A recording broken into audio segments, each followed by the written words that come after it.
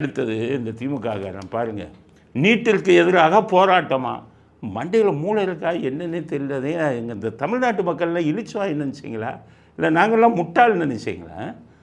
ஆட்சிக்கு வர்றதுக்கு முன்னாடி முதல் கையெழுத்து நீட்டு வந்து ரத்து செய்வோம்னு சொன்னீங்க ஸ்டாலின். உங்களால் இந்த 5 வருஷத்தில் செய்ய முடிஞ்சதா?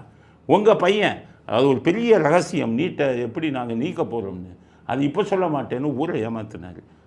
5 வருஷத்தில் உங்களால் செய்ய முடிஞ்சதா? இல்லை ஒரு நீட்டு எதிர்ப்பு மசோதான்னு கொண்டு வந்தீங்க ஸ்டாலின், என்ன ஆச்சு? தூக்கி குடியரசுத் தலைவர் கிழிச்சு போட்டார். உங்களால் செய்ய முடிஞ்சதா? உங்கள் மகன் நீட்டுக்கு எதிராக 1 கோடி கையெழுத்து வாங்கினார, கையெழுத்து வாங்கின பேப்பர்லாம் குப்பைத்தொட்டியில் கிடஞ்சது. நாங்கள் எங்கள் இதில் போட்டோம், சேனலில் பார்த்தீங்கல்ல. அப்போ எங்கே போனீங்க?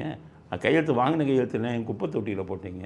சுப்ரீம் கோர்ட்டு ஏற்கனவே சொல்லிட்டாங்க நீட் வந்து இருக்கணும்னு. அதை சட்ட ரீதியான நடவடிக்கை ஏதாச்சும் எடுத்தீங்களா?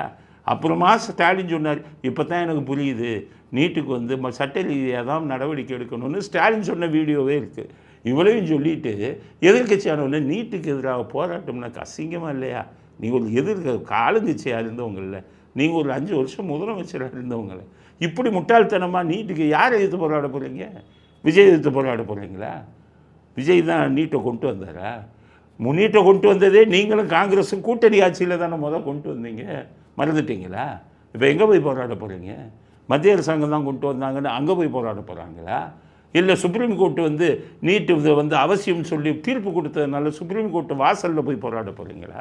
யோசிங்கய்யா, கொஞ்சமாச்சும் மழத்தில் மூளை வேணும். இப்படியா நாட்டு மக்களை ஏமாத்துறீங்களா? எத்தனையோ பிரச்சனைகள் இருக்குது நாட்டு மக்களுக்கு, அதுக்காக போய் போராடுங்க.